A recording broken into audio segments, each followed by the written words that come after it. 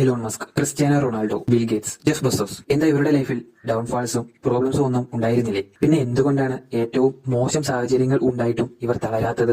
എന്തുകൊണ്ടാണ് ഇവർ top 1% of the പീപ്പിൾസിന്റെ കൂടെ പരിഗണിക്കുന്നത്? ആ ഒരു കാര്യമാണ് അവരുടെ മൈൻഡ് സെറ്റ്. ബട്ട് ചോദ്യം ഇതാണ്, how to grow your mindset. ഞാൻ പറയാം. ഞാൻ ഈ പറയാൻ പോകുന്ന 4 കാര്യങ്ങൾ നിങ്ങൾ ഫോളോ ചെയ്താൽ നിങ്ങളുടെ മൈൻഡ് സെറ്റ് ഗ്രോത്തിന് ഏറ്റവും വലിയ ബൂസ്റ്റ് ആയിരിക്കും ഇത്. ഫസ്റ്റ് വൺ, നിന്റെ ഏജ് 18 മുതൽ 25 വരെ ആണെങ്കിൽ നീ റിസ്ക് എടുക്കുന്ന കാര്യത്തിൽ പേടിക്കരുത്. കാരണം ഇതാണ് റിസ്ക് എടുക്കാൻ പറ്റിയ ഏറ്റവും നല്ല സമയം. കാരണം നിനക്ക് എന്തെങ്കിലും നഷ്ടം സംഭവിച്ചാലും അത് റിക്കവർ ചെയ്യാൻ പറ്റും. മറിച്ച് ഒരു കല്യാണത്തിനു ശേഷം ആണെങ്കിലും ഒരുപാട് റെസ്പോൺസിബിലിറ്റീസ് വരും. അതുകൊണ്ട് പരമനാശമായിരിക്കും ആ സമയത്ത്. സോ ഇതാണ് നല്ല time. Second one, leave your comfort zone. Daily എന്തെങ്കിലും അൺകംഫർട്ടബിൾ ആയി ഫീൽ ചെയ്യുന്ന കാര്യങ്ങൾ ചെയ്ത് ശീലിക്കും. Third one, read financial and self help books. നല്ല നോളജ് ഗെയിൻ ചെയ്യണമെങ്കിൽ ബുക്സ് റീഡ് ചെയ്തേ പറ്റൂ.